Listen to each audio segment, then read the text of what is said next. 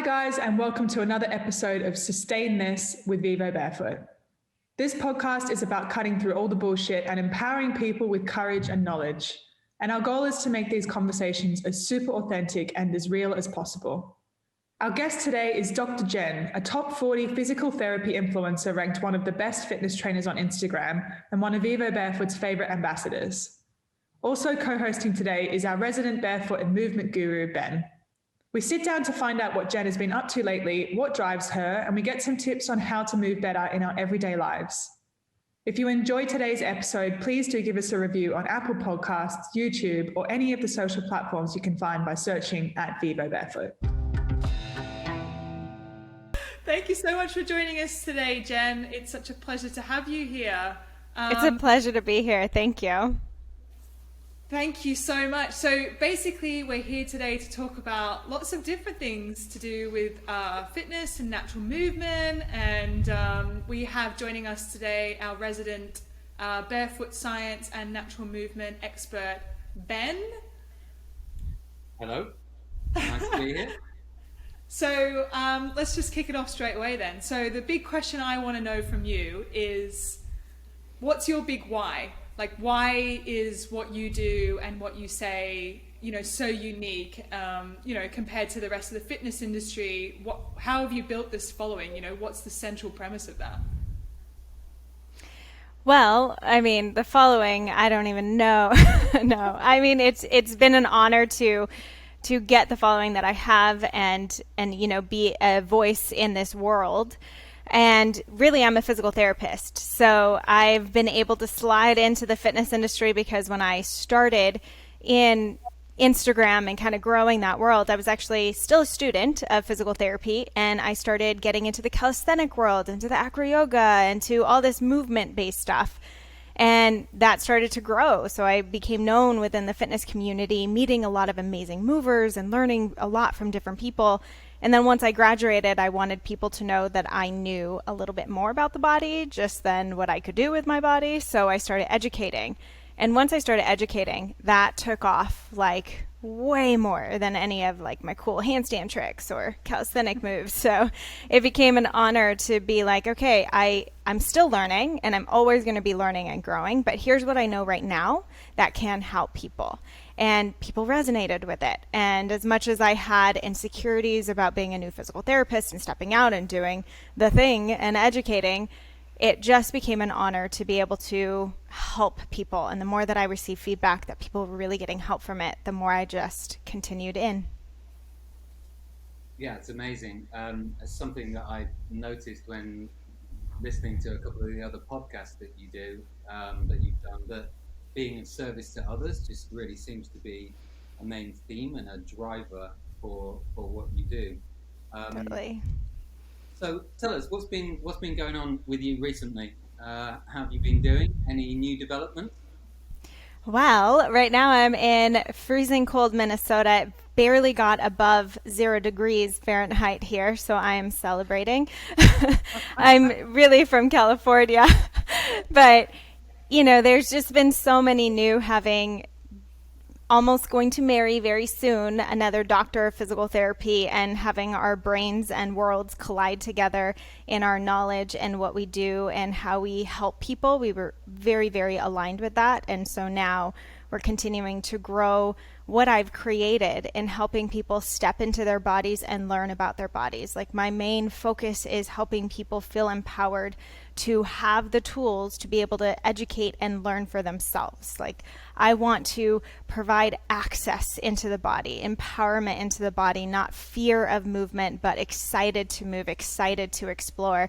And so we've been creating and updating an app that I have, which is Doc Gen Fit, the Optimal Body app, and we're working really hard to make that even better. And I have the Optimal Body program. We have the Optimal Body podcast now with my fiance, and the mobility method, and just all these ways of continuing to educate people into their body. And it's been a lot and also very exciting. Amazing. Yeah, fantastic. You really are influencing a lot of people out there to move better and be happier ultimately. Yeah. So tell us, what's it been like being a woman in the sort of medical and fitness industry?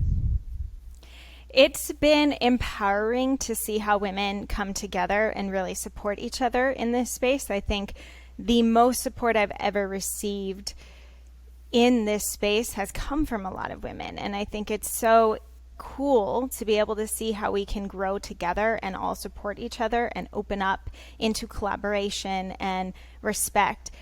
And also, I was one of the first to kind of be this rehab person within the social media space as a woman, which was very daunting and intimidating amongst these men who were doing it very well and having, authority within the space already. But they kind of brought me in as well, and very much, we all collaborated together. That's how I've grown, I would say, on social media, is through collaboration with like-minded people, with people who want to help.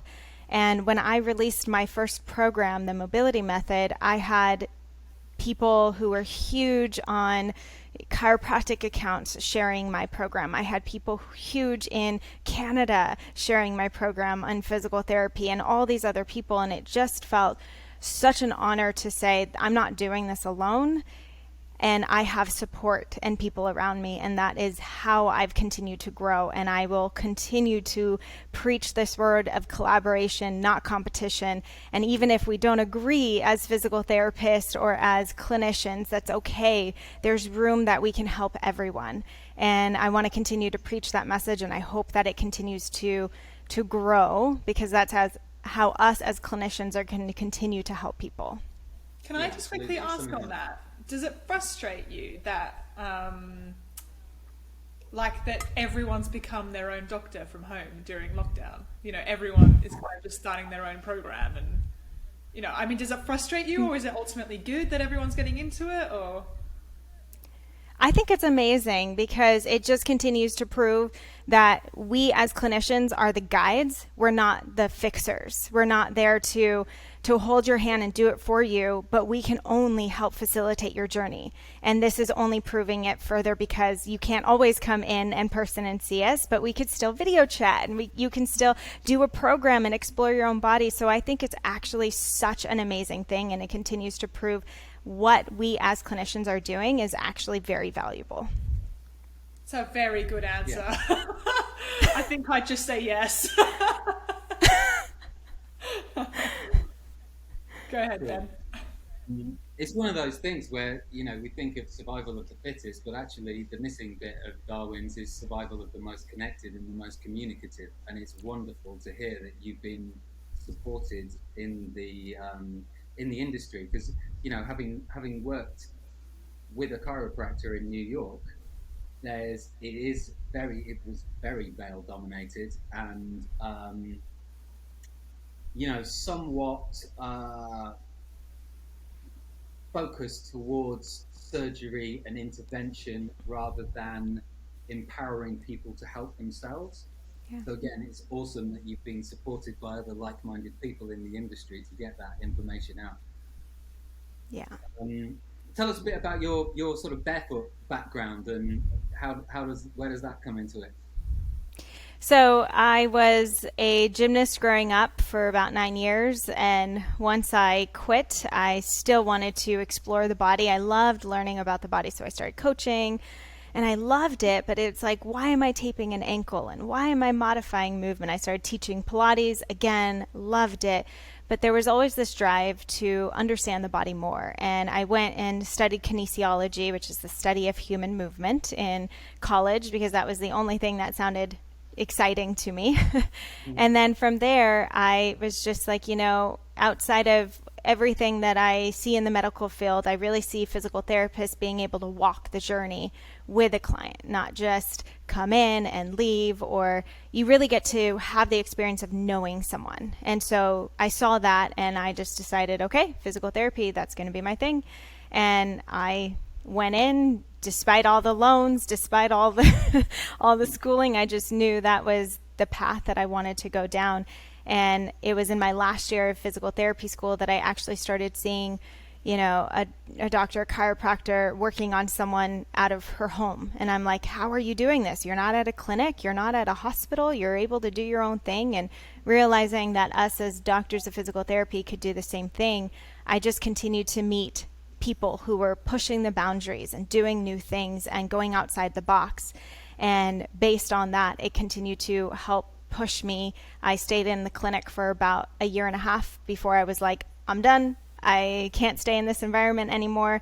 There's more that I get to help people with, and that's what's led me mostly virtually.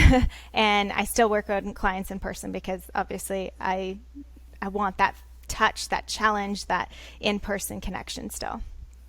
Yeah, it's something you see with physiotherapy in the UK as well, that you kind of have a program, but then it ends after X weeks. And I mean, Emma, you've experienced this probably with your shoulder rehab. You need to go beyond that and keep on moving through it. So empowering the person to know where they go when they stop working with you, or rather you actually encourage them to carry on checking in for a little while after, so they can really get the most out of what they've learned.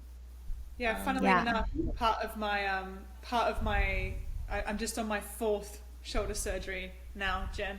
Woo!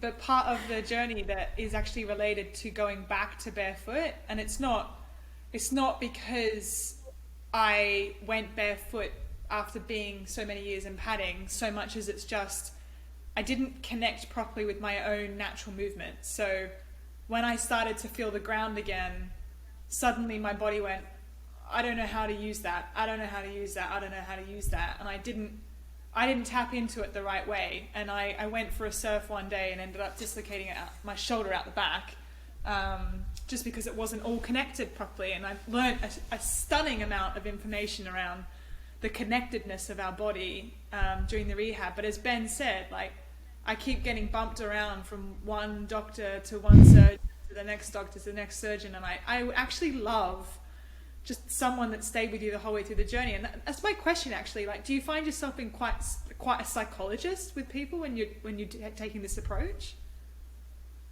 I mean, pain is mental, so any type of pain that we're having in the body, we have to explore what's happening within the whole person. And that's what I did find the limitation of working at a clinic. You don't get the time needed to really explore what's happening in that person's life. And you're usually surrounded by other clinicians and other patients and a lot of stuff happening outside of it. Uh-oh, it looks like it's paused. No. Oh my God, it's me. Yeah. Yeah. Emma's a little bit fuzzy. Jen looks clear right now, but Jen... Sorry. It's too cold here, that's why. It's too cold for Wi-Fi. Let's just keep going. Let's just keep going, because this is life in lockdown, so we may as well just lean into it, I think. And you were just about to make a great point, Jen, so please keep going. You said that pain was mental. Yeah, I get totally. Oh, yes, thank you. Yeah, pain is mental, and being able to work with people without having all the distraction of being in the clinic was so important to me. So that's one of the reasons I also went outside of the clinic and started doing my own thing, because what I realized as well is as I'm working on someone and I'm getting them back into their body, not through my hands, but really through, okay, how are you connecting to the breath? How are you connecting to movement? People would cry. And all of a sudden tears would come out and they don't know why, or frustration or anger or whatever it is. And we don't realize how, like you said, like, yes, not only are the feet connected all the way up to the shoulders, but our mental health is connected all the way into our body. And so especially with pain, especially with chronic issues, we have to start addressing the person as a whole rather than a condition.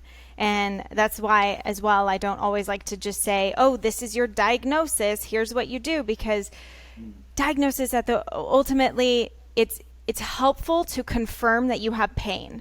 Like, that's what a diagnosis does. It confirms your symptom that you're feeling, but it doesn't confirm the reason or the cause or what we actually need to do to help you.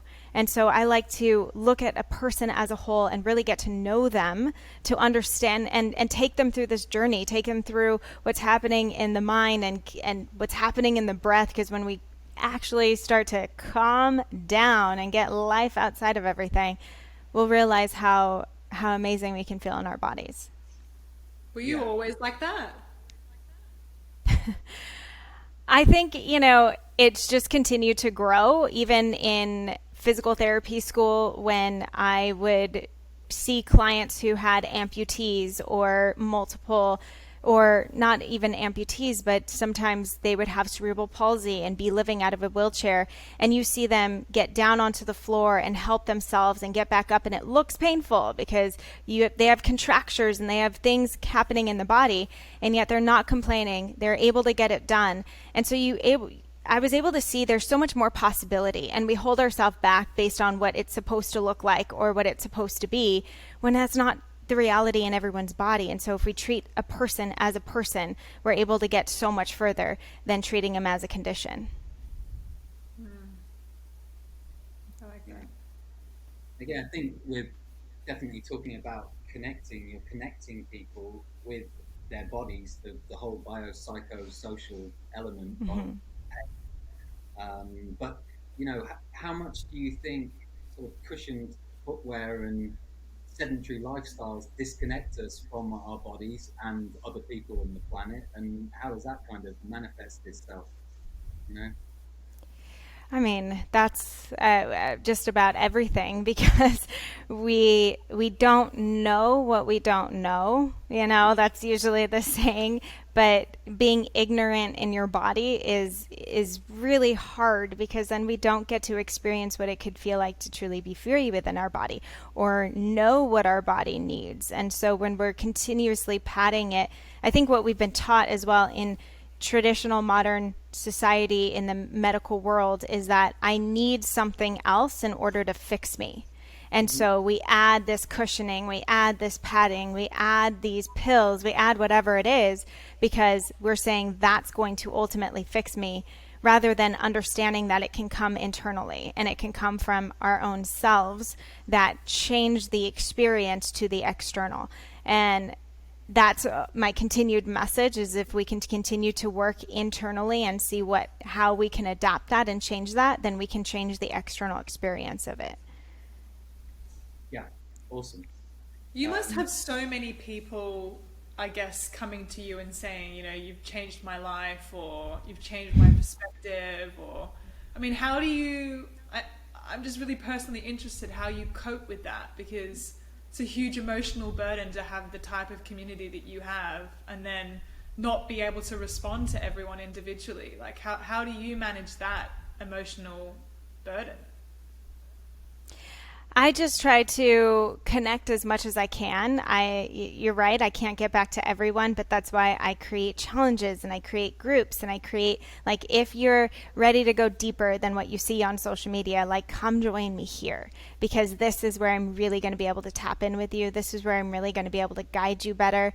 And so, social media, saving something, liking something, doing something once is great, but it might not be what's really needed to go deeper into the body. And so, my hope and my goal is that eventually I pull them from that screen and get them into their body a little bit deeper and give them the tools to empower themselves, so that whether they tell me or not, hopefully they feel something different in their body. That's what it's all about, just continuing to explore and see a different way, see a different approach, because ultimately there's a possibility and there's a way to feel something different. Yeah, awesome. So, what are the sort of most common issues that you see in clients? And kind of how much of them do you think relate to this disconnection? Oh my goodness. I mean, one of the first things that I work on with almost everyone, if I'm in person with them especially, is the ability to let go. So I will check, active range of motion, but then when I go to check passive range of motion, where someone's laying on the table and I'm trying to lift their arm, I can feel that there's still tension in there and they're not letting go, right? And I'm like, let go. And they're like, I am. Because we're so disconnected with even having that experience. And so my first place is just to work on do you know when you can shut off within your body and you don't have to work all the time? Like, you don't have to be on, because I'll lift the arm and they'll say they're relaxed and I let go and it's still there. And I'm like, that's not relaxed. Relaxed would be, it would flop down, right? So we know that there's something that's still working within the body, or you're feeling like the body is still needing to protect you for some reason, and you're unable to pull away from that. So that's even the first place that I start people, is like, can we even get your body to calm down so it doesn't feel like it has to be in this protective mode all the time? Which, when you have pain, I understand, right? When we're in pain, our body, it's a natural thing for our body to protect us. But if we're going to break through that pain, we got to tell the body it's safe, it's protected, it's good, and then we can start to move through the journey. So that's really like the first place that I'm bringing people. And what, if you can give us tips or any insight into how you do that with people? Yes. So really, it's really about being able to see what state you're in within your body. Because when someone scares you and you go, everything gets really tight and constricted, your shoulders come up to your ears, and your body naturally tightens around you. Now imagine, that's kind of where your body is all the time. So if it's a deep inhaled state that kind of holds you into this really tight, restricted position, the easiest way to think of it is like, let's just get you into the exhaled state. Let's get you into that, I go to the spa and I'm like, melting into the table. Let's get you back into that exhalation state so that you're not so inhaled and tight.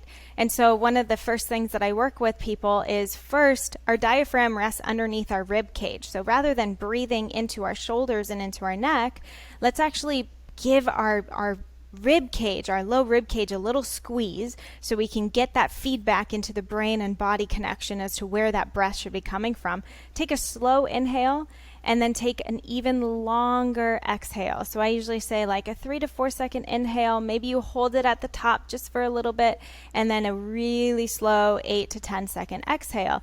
And at first, some people need that to be through the mouth, like in pursed lips, as if you're blowing through a straw or you're blowing out candles.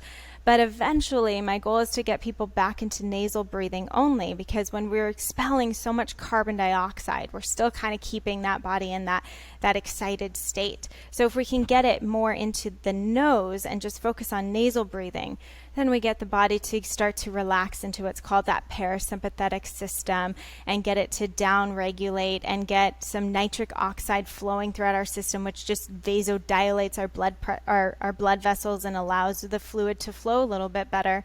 And it just helps to down-regulate. So now all of a sudden I can relax. I can find that I should shift my state from literally protective tightness, tension, pain, to literally no pain. I mean, I've had people who've had 5 years of back pain just start crying. And it's from this breath work, because they're like, oh my gosh, I'm not feeling any pain. And it's not that I did anything. It's that you were able to show your system that it's safe. And if that changes your pain experience just from changing your breath, then we know it's not just mechanical. It's not just body and biomechanics, but it's actually stress, and it's inflammation, and it's a little bit of protectiveness in your body. So how can we get your mind to work with the biomechanics, and we both mend those two worlds together so that you start to feel something different? Breath work is so powerful and so important, and again, just like footwear, something that is not given enough importance. So talking of footwear, when did you start wearing Vivo? Oh man, I think it's almost been 2 years now. I was introduced to it from a friend. She does Animal Flow, and she's always wearing Venus Lau. I'm sure people know her, and she's always, wearing the shoes. And she introduced us, I believe, to Andy, and they were like, oh, do you want to try out a pair? And I was like, sure, never seen this before. I've only worn like Nikes and other shoes like that. And when I got my feet into them, it just was such a cool experience, because it was it's not about the shoe, but it's about the experience of being able to actually feel your feet. It's about the experience of being able to feel the ground underneath you, of being able to use your foot properly. And I talk about feet health all the time. So having something that, oh, this actually translates to everything that I talk about, like getting your toes space and getting your toes the ability to work so that the bottom of your foot works. Oh, now here's something that actually maintains that rather than reverses it, right? And so having something that just translated to everything that I try to teach people with, it made so much sense, and it's been the one shoe that I go back to. I mean, it's the only thing I wear. You walk into me and Dom's place and it's just Vivobarefoot. Like, I had a client walk in and she was like, oh, you really do wear these? And I'm like, yep, that's all we do. And of course you've done calisthenics. You were a gymnast when you were young, so you are connected with your feet. You spend a lot of time barefoot. How was transitioning for you, or was it pretty plain sailing, or It was pretty easy. However, running was the thing that I have definitely needed to build up the tolerance within my feet. And so, it's just been a gradual, okay, how am I building up my feet outside of shoes in general to be able to maintain a quicker dynamic load in order for me to then go out and run. And if I am going to run in my Vivos, I try not to do it on like concrete or anything. I try to make sure I'm like on a track or on grass or something that my feet is going to respond better than, and be able to actually absorb and push off and use the mechanics the way that I want to so beautifully rather than just outside. Yeah. Ever since I met Ben, every time I run now, I can't get the metronome out of my head. When I first met Ben and he was teaching me how to run, so now I can't get it out of my head whenever I'm running. That's good. Exactly. It's a good thing. You can listen to funky tunes like Blue Lights by Georgia Smith or Breaking Bread by the JBs, which are a nice half step rhythm. They sound slightly nicer than a metronome and give you the feeling of dancing down the street rather than the dullness of running, if you find running dull, which some people do. It's a good tip. But what about? I'll write that one down. No, I know. I've been meaning to share them. They're good. What about clients though? Because what are your sort of top tips for transitioning clients into Vivo? Yeah, so I always say, well, you have to start. Are you even walking around your house barefoot? A lot of people end up wearing slippers or shoes sometimes still within their home. And, all of a sudden expecting that they're going to, slip into a barefoot shoe and be okay with that is not really the reality that they're going to feel great at the end of the day.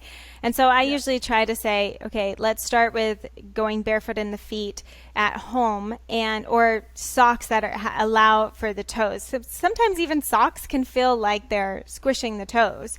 So socks that either they're huge and they're big, then allow you space, or you're barefoot.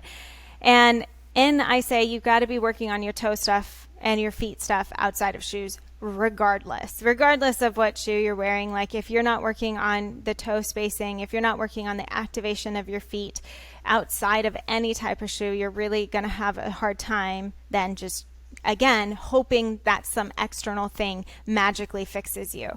And so I'm usually getting people to really be working on the foot awareness, the ankle awareness, all of that, and then transition. And I usually say start with an hour, see how you feel.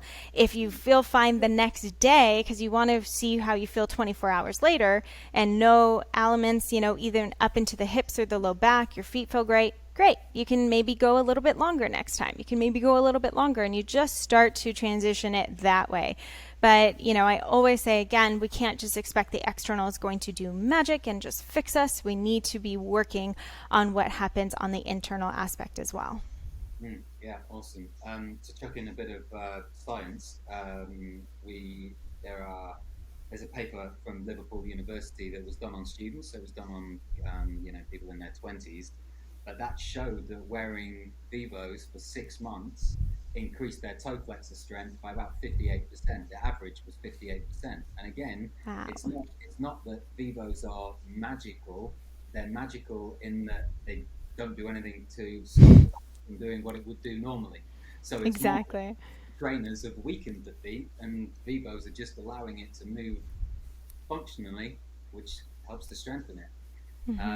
Yeah, absolutely. There's research out of Harvard which shows you get benefits from wearing a minimalist shoe, you get benefits from training, from exercising your feet. So the optimal kind of transition is combining the two of those and tuning in and thinking about how you move as well, with that vitamin T caveat. Time is the most important thing to just build up while you're listening to your body.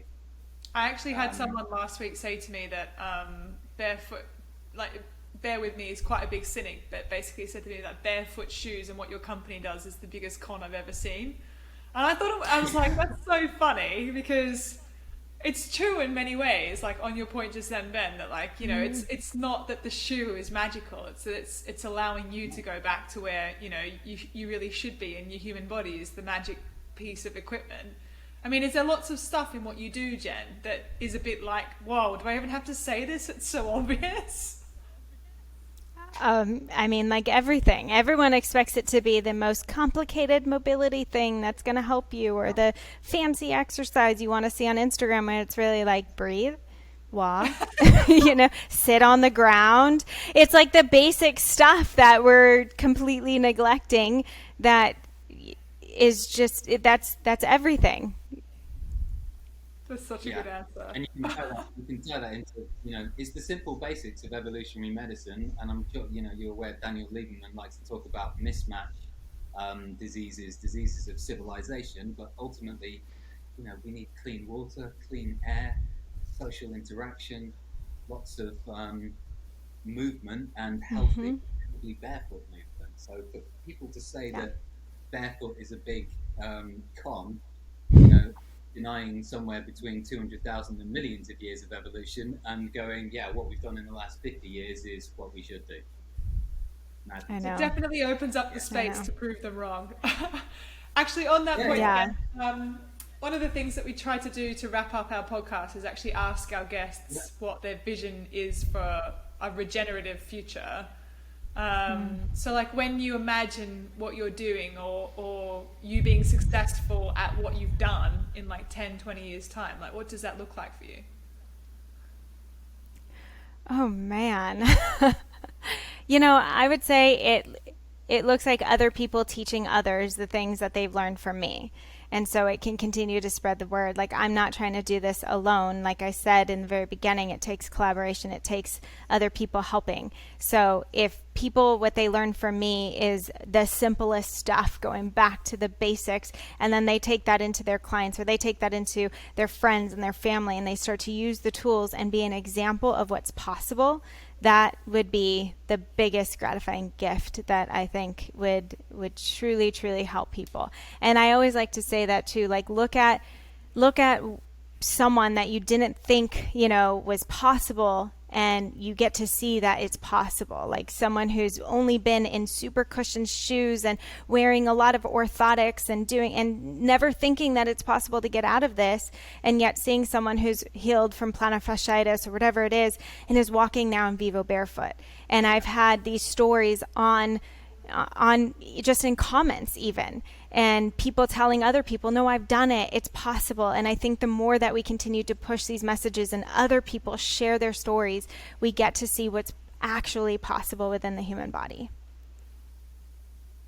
That's really inspiring. Do you imagine that that we just won't see the scale of health of unhealth, I think, you know, unhealthiness that we have at the moment? Do you imagine that's possible, that we could actually have this future where, you know, the mass balance is actually living that kind of lifestyle that you're advocating for? I think that's really hard with the technology that tries to make it easier and easier to not do as much. So if we can continue to utilize technology, like the VR stuff where you're doing workouts and you're doing games and you're moving, I think that's cool. So if we can continue to create technology that gets us moving or is motivated to move or inspires us to, like my sister, it's like her Apple Ring and her Apple Watch. Did I close my rings? Did I move enough today? And oh, did my mom do it? And you get to kind of, so if we have technology that motivates people to move more, I think then we're moving in the right direction. And I think it's 100% possible. We just have to all collaborate and work together in order to continue to spread that message. That's wonderful. I really like that answer. In fact, it's a really good way to wrap up because we keep them half an hour so that it's a perfect amount to listen to this podcast and go for a jog. So thank you very much for taking the time, Jen. It was a real pleasure. And thanks, Ben, for joining us. It was great chatting. Great Wonderful. questions.